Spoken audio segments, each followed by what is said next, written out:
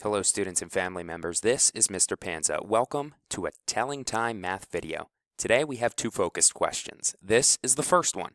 How do we convert time measurements? The nice thing is, it's just like converting our other types of measurements. I'm sure you remember this. When converting any type of measurement, big to small, multiply them all. Or small to big, it's a division gig. Never use one to multiply or divide. In other words, you take your basic facts, depending on the measurement, make sure they're lined up, and then divide or multiply to finish the conversion. And in this case, if you're going from a big unit, say hours, and then going to a smaller unit like minutes, you would multiply. If you were going from a small unit like seconds and going to a bigger unit like minutes, you would divide. And that's how you do the conversion. Here's a couple of examples. Example 1. Mrs. Smith took a 10-minute jog around the track. But what if I wanted to know how many seconds it took her? Remember, big to small, multiply them all. And if you follow those steps you saw on the previous page, you need to first take your basic fact, 1 minute equals 60 seconds, and put it underneath the problem, 10 minutes equals how many seconds?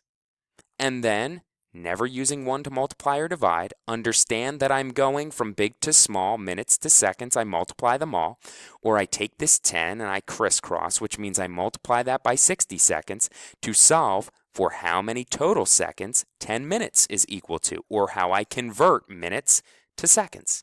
And in this case, 60 seconds in 1 minute, so I multiply 10 by 60, which means my answer is it took Mrs. Smith 600 seconds to finish her jog around the track. Let's take a look at another example.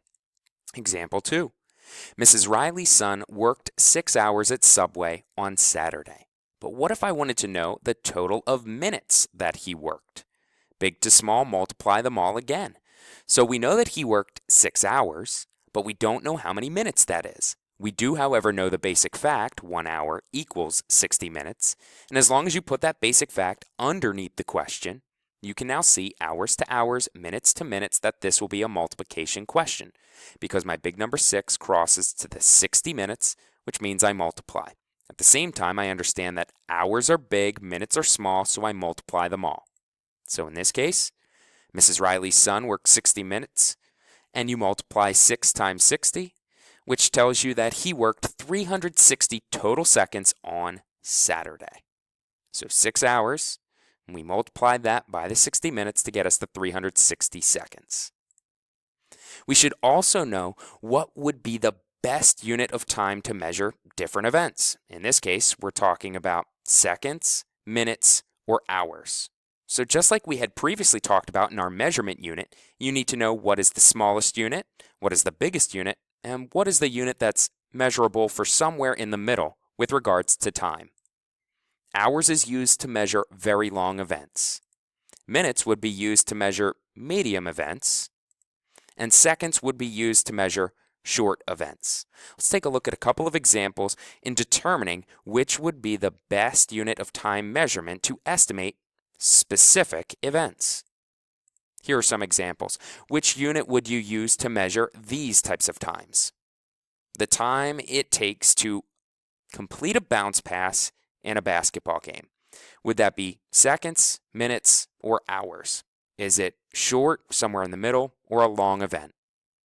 In this case, because it's a short event, I would say it's going to take me seconds to complete a bounce pass. Second example, how about the time it takes to fly from one state to another?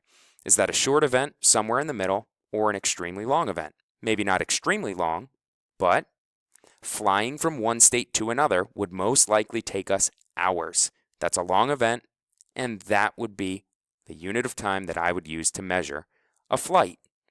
Here's a third example. How about the time it takes a Conestoga Valley track athlete to run a 2-mile race? Would it take seconds, minutes, or hours? Well, a 2-mile race isn't going to be extremely long, and it's certainly not going to take a high school athlete seconds to finish a 2-mile race, any human for that matter, which means this athlete would most likely take minutes to run a 2-mile race. So those are the two main questions that we need to consider. How do we convert time units of measurement And now you know all of the steps. If you forget them, just pause the video here to help you solve questions. Big to small, multiply them all. Small to big, division gig. Know the fact, write the basic fact under the question, make sure it's matchy-matchy. Divide or multiply to finish the conversion. And our other main question today is knowing what would be the best time unit of measurement in different events. Understanding that a long event is measured in hours, medium events would be minutes, and short events would be seconds. Thanks, and I hope this video helps.